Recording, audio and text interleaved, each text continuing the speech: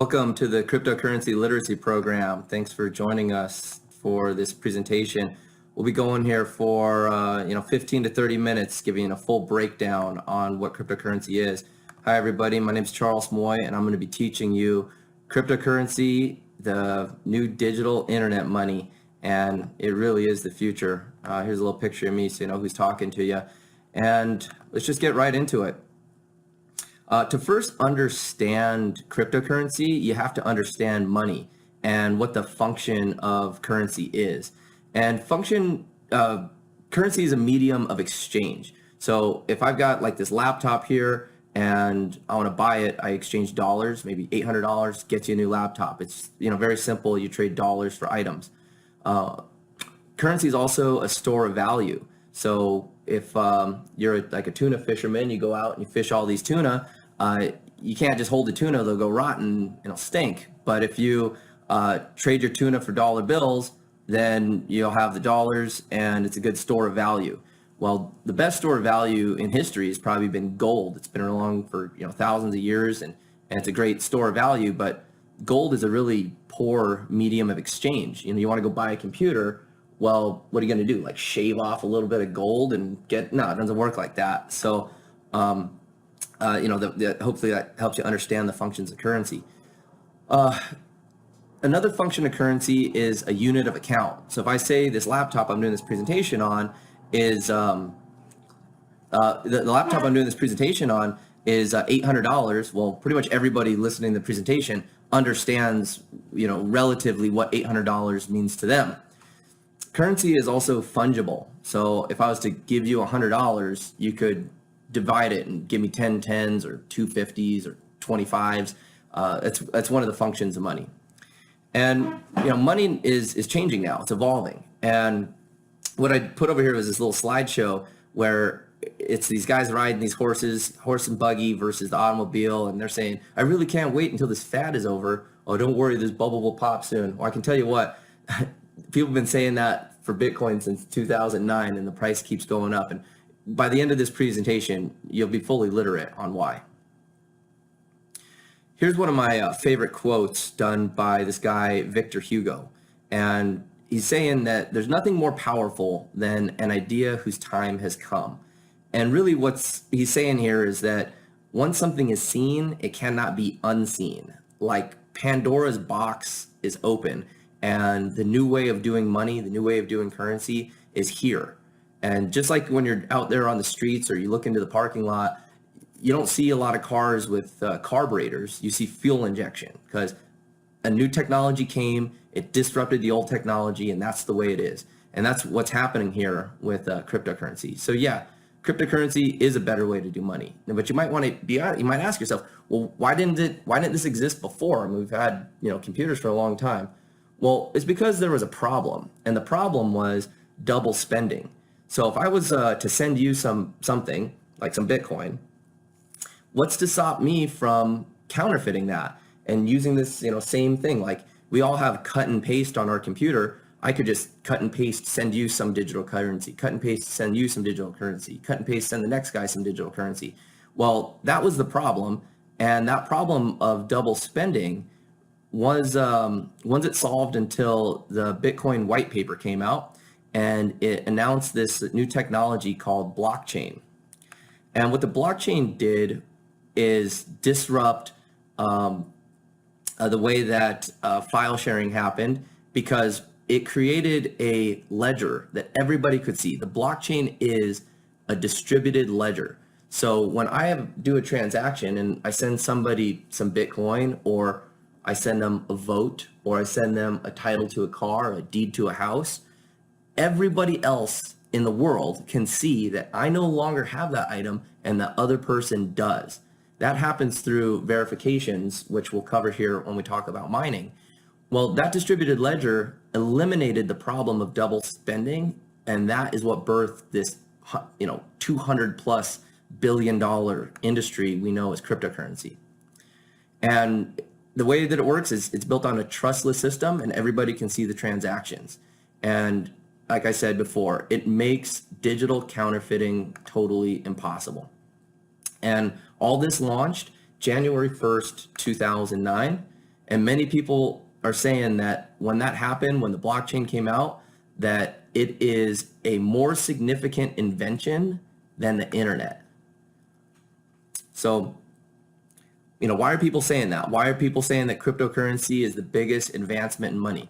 Well, because it enables peer-to-peer transactions. So if I want to do a transaction, like send somebody some Bitcoin, I just do it directly with them. Before, there was a need for a central bank where I would have to get permission from my bank to send money to someone else's bank, and then that person's bank would have to give them access to their own money. And there's all these central banks and intermediaries in place that really screwed it up. And cryptocurrency allows for direct peer-to-peer transactions.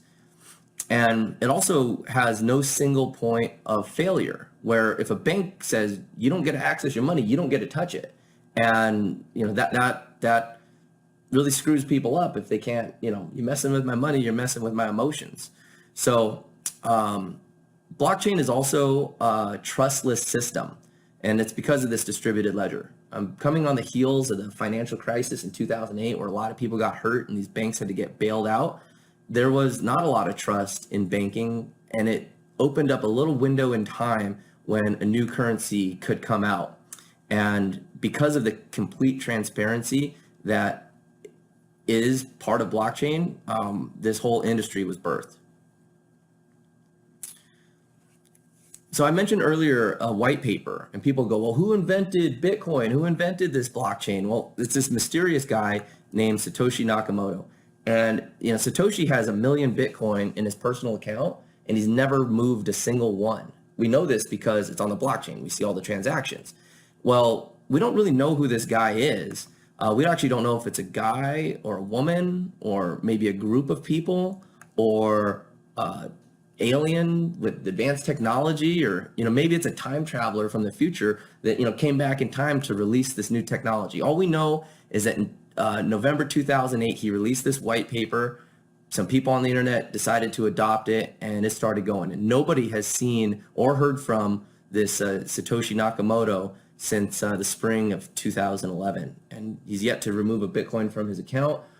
Even at Satoshi, which is known, a Satoshi is what they call the very smallest unit of Bitcoin, named after the inventor there. So if you've all been paying attention, or maybe you've heard of mining, Bitcoin mining, cryptocurrency mining, well, what is mining? And this is a part of you becoming literate, is understanding what mining is. So I broke it out into this little story about searching for golden BBs. Now, imagine there's a swimming pool, and that swimming pool was full of BBs, copper BBs. But inside that swimming pool, there was a single golden BB. And if you found that golden BB, it was worth some Bitcoin, a lot of Bitcoin. But what you would do is you'd have to reach into the pool blindly, pull out a BB, and see if it's gold. And you would just pull one out, one after another, until you found the golden one. That's kind of like what Bitcoin mining is. But instead of just reaching your hand in the swimming pool and pulling something out, it requires electricity, specialized hardware, and some smart people to set it up, and infrastructure, warehousing it to have a data center to hold all these servers.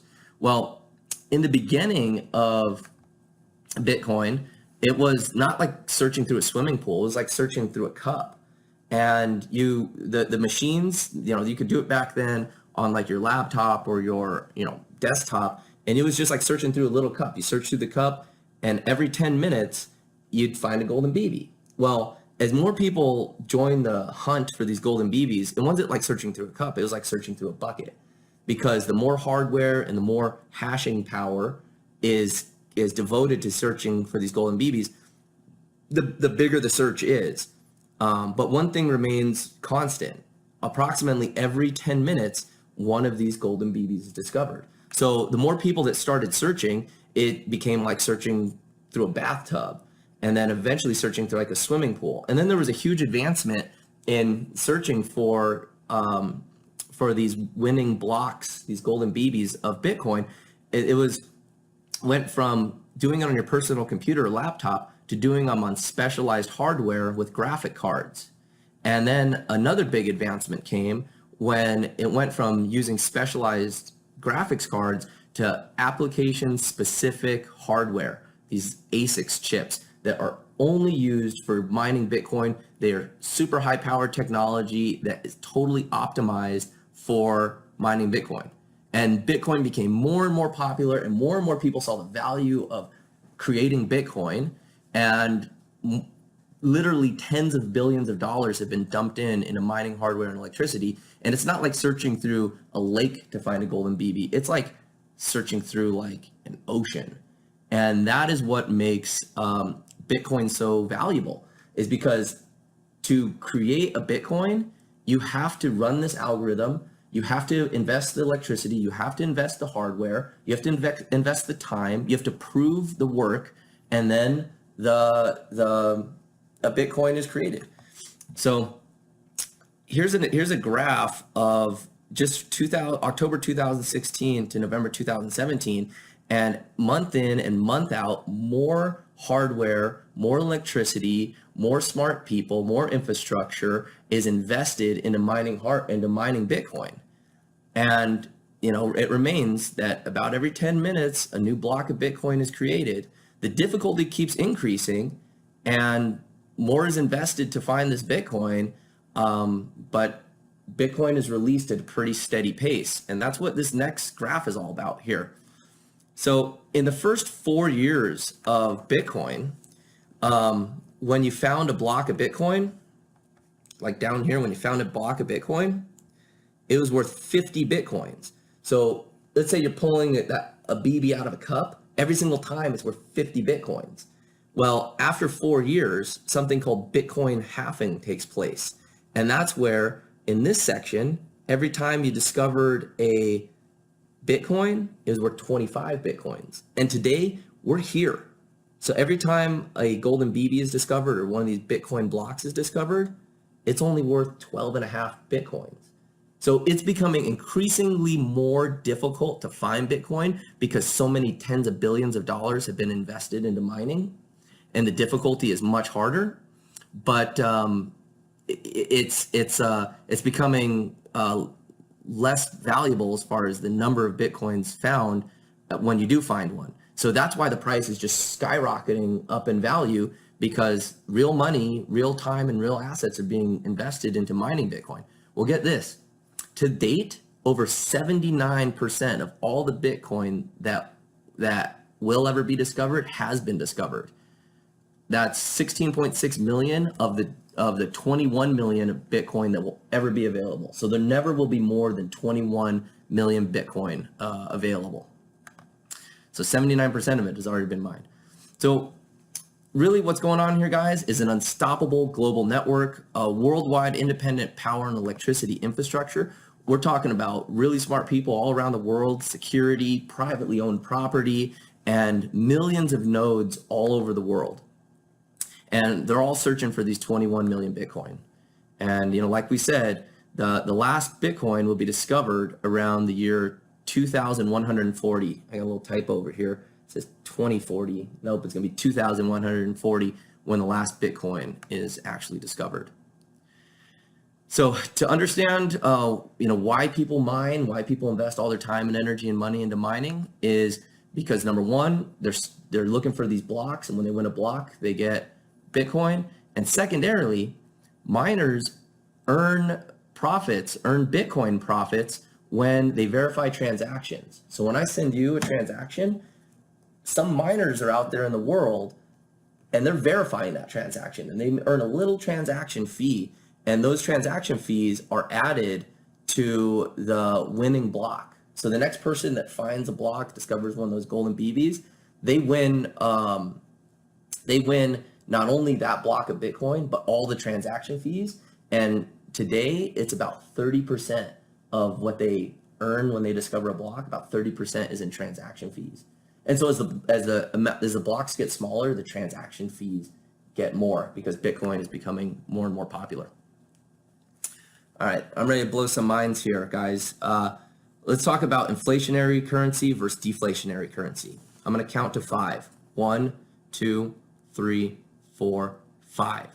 $1 million in fiat currency, valueless currency, was just created out of thin air. And the reason why is because these central banks just print money out of thin air and then charge interest on it. And then they charge interest on the interest that they invented out of thin air. So when that happens and it compounds, it creates this incredibly huge monster of fiat fake currency. Well, a deflationary currency like Bitcoin, where there's a finite amount that will ever be found, what that does is it creates huge demand and a scarce supply, and that's why the Bitcoin price, the price per Bitcoin, just keeps going up and up. So I'm going to bring something into scale here and share with you. How would you like to make $1 a second? If you were to earn $1 a second, it would take you 11 days to accumulate $1 million. It'd take you 32 years to accumulate $1 billion, and it would take 32,000 years at $1 a second to accumulate $1 trillion. So the scale between $1 billion and $1 trillion is huge. The difference between 32 years and 32,000 years.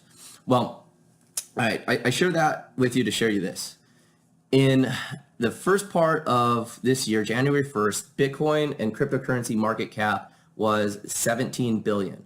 On Friday, November 20th, the Bitcoin market cap was 241 billion.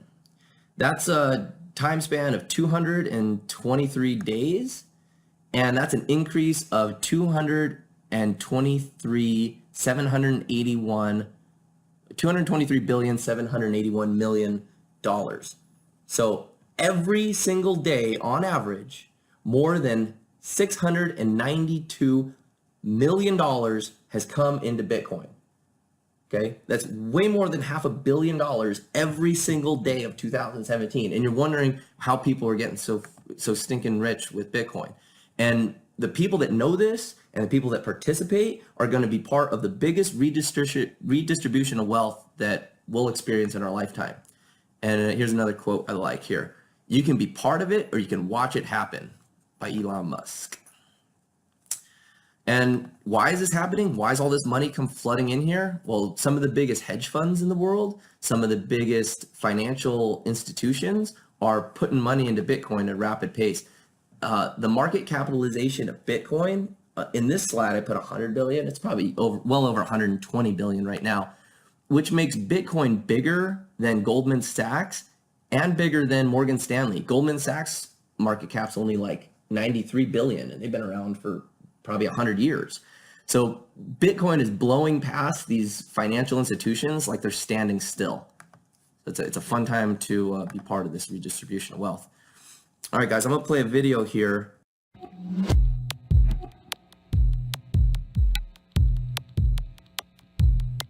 $80.9 trillion. That's about as big as it gets, isn't it? It's all the money that's out there in circulation in the entire world. But of course, it all depends on your definition of money. The $80 trillion figure actually accounts for all of the banknotes, coins, and money deposited in bank accounts. But if you expand your definition of money, maybe to include, say, currencies, gold supplies, the amount of money that's invested in financial products, well, the amount rises to over $1 quadrillion.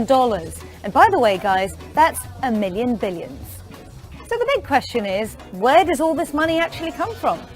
Well, central banks are responsible for minting new coins and printing new banknotes to replace the ones that get worn out or perhaps get lost down the back of the sofa. But they can also inject new money into the economy. Since the financial crisis, central banks right around the world have been embarking on massive programs of quantitative easing. This is essentially printing new money to try and ease the threat of a global recession.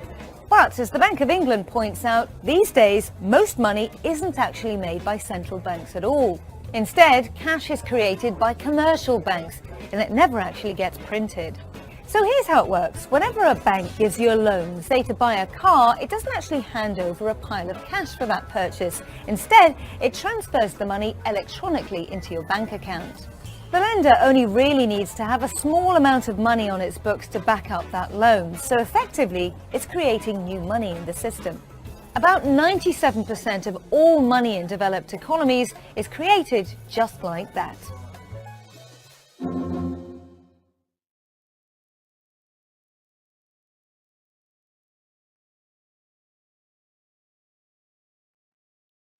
So in that movie, we just experienced quadrillion dollars. A quadrillion dollars has been invented in wealth out there.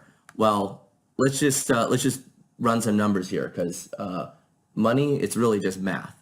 So what if just 0.1% of the world's wealth, 0.1% of a quadrillion is a trillion, if just this much money was transferred into Bitcoin, what would happen? With only 21 million Bitcoin, each Bitcoin would be worth $47,619. Now get this, if 1% of the world's current wealth of 1 quadrillion transferred into Bitcoin, we would see one Bitcoin being worth $476,000 and $190. It's almost $500,000 a Bitcoin. And guess what? It's plausible. It's very possible. And at the pace that money is flooding into cryptocurrency, it's maybe an inevitability. Now, here's something that is really what's going to disrupt money, and it's about the unbankable. There's well over 2 billion people on the planet that are unbankable, which means they just don't have access to banking. There's no Chase on the corner. There's no Wells Fargo down the street. They don't even have IDs or identification. So they're just unbankable. Well, get this, with the massive amount of cell phones that are being produced in the world and recycled, and with the ease of Bitcoin and the access of the internet all over the world, we're going to be able to get people all around the world bankable. And that brings third world countries, third world people out of poverty and into a global economy. This is really exciting, and this is going to be one of the biggest drivers of disrupting the current banksters and the current money system that is failing us all right now.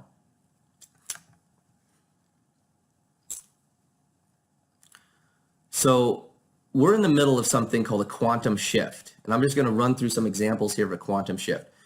If you're still riding a horse's buggy, you got left behind. And that's what a quantum shift is. A new technology comes out, and if you don't take part of it, you will be left behind. Electricity comes out, you don't use it, you're left behind. Television comes out, you don't watch it, you're left behind.